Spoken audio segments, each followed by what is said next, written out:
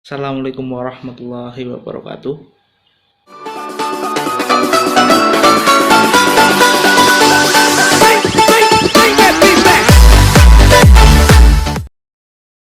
Perkenalkan, nama saya Noval Kurniadi, nomor induk mahasiswa 1701010110.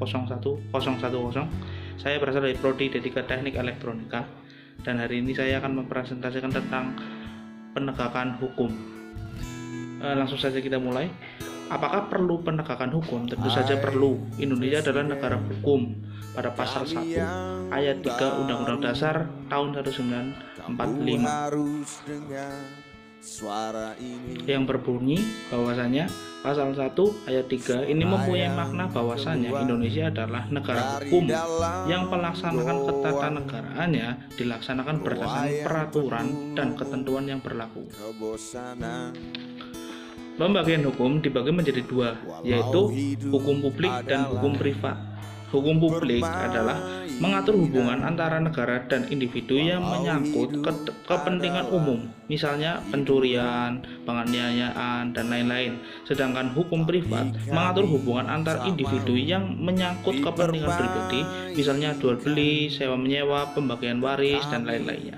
Lalu selanjutnya pada slide selanjutnya, tujuan hukum dibagi menjadi tiga, yaitu keadilan, kemanfaatan, dan kepastian hukum. Yang pertama yaitu keadilan. Keadilan merupakan salah satu tujuan hukum yang paling banyak dibicarakan sepanjang perjalanan sejarah filsafat hukum. Hal yang paling fundamental ketika membicarakan hukum tidak terlepas dengan keadilan dewi keadilan dari Yunani.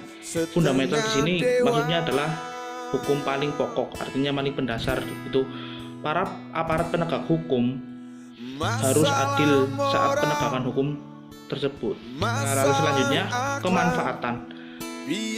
Ekstensi hukum bertujuan untuk memberikan keamanan dan keterlibatan serta menjamin adanya kesejahteraan yang diperoleh masyarakat dari negara sebagai payung bermasyarakat.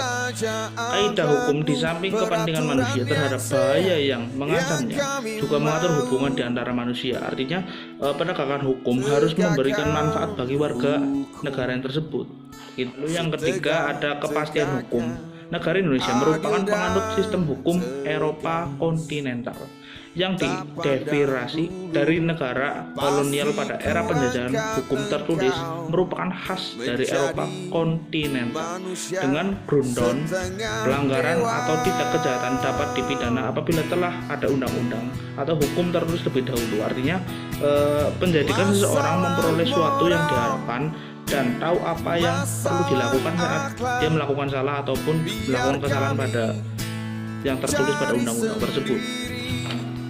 Masuk slide selanjutnya, lembaga penegak hukum di Indonesia sendiri terdapat 3 lembaga yang menegakkan hukum di Indonesia.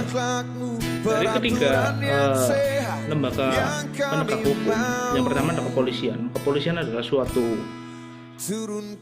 suatu instansi yang bekerja memelihara keamanan yang di dalam negeri.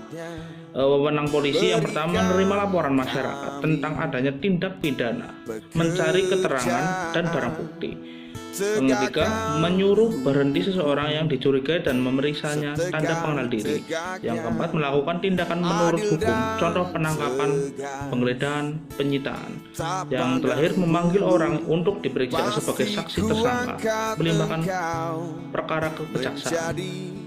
Setelah berkas perkara sudah dilaksanakan, maka kepolisian akan menyalahkan kejaksaan. Yang kedua adalah lembaga kejaksaan. Kejaksaan adalah lembaga negara yang melaksanakan kekuasaan negara di bidang penuntutan. Orang yang disebut jaksa penuntut umum atau JPU. Penuntutan adalah tindakan JPU untuk melimpahkan perkara ke pengadilan negeri yang berwenang supaya diputuskan oleh hakim dan sidang pengadilan. Lalu yang terakhir, dari lembaga penegak hukum di Indonesia ada kehakiman. Kehakiman adalah lembaga negara yang diberi kekuasaan untuk mengadili. Hakim adalah pejabat peradilan negara yang diberi wewenang oleh undang-undang untuk mengadili terdakwa atau tersangka yang bersalah tersebut. Lalu pada slide selanjutnya, lembaga peradilan. Peranan lembaga peradilan atau hukum merupakan suatu kebijakan atau aturan yang berfungsi untuk mengatur tingkah laku masyarakat serta menjadi salah satu pedoman bagi penggerak bangsa dalam melakukan tugasnya. Menurut Profesor Bekti, sarjana hukum, tujuan daripada didirikannya hukum adalah menyelenggarakan keadilan demi kehidupan bermasyarakat yang adil dan makmur.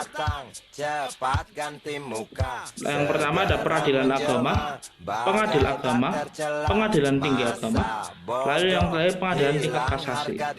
Dari peradilan umum, pengadilan negeri, pengadilan tinggi, pengadilan tingkat kasasi. Lalu yang ketiga ada peradilan militer. Di situ peradilan militer itu hanya khusus untuk para militer atau tentara. Di tentara itu mempunyai peraturan dan undang-undang tersendiri untuk melakukan kesalahan dan diadili di kalangan tentara tersebut. Yang terakhir peradilan tata usaha negara untuk mengadili bahwasanya untuk kasus-kasus seperti korupsi dan lain-lainnya. Lalu pada slide selanjutnya, penasihat hukum adalah seorang yang memenuhi syarat yang ditentukan oleh undang-undang untuk memberikan bantuan hukum. Lalu setiap orang yang tersangkut perkara diberikan kesempatan mendapatkan bantuan hukum untuk melakukan pembelaan diri atau yang disebut pengacara. Baiklah, cukup presentasi dari saya. Bila ada salah-salah kata mohon dimaafkan. Wassalamualaikum warahmatullahi wabarakatuh.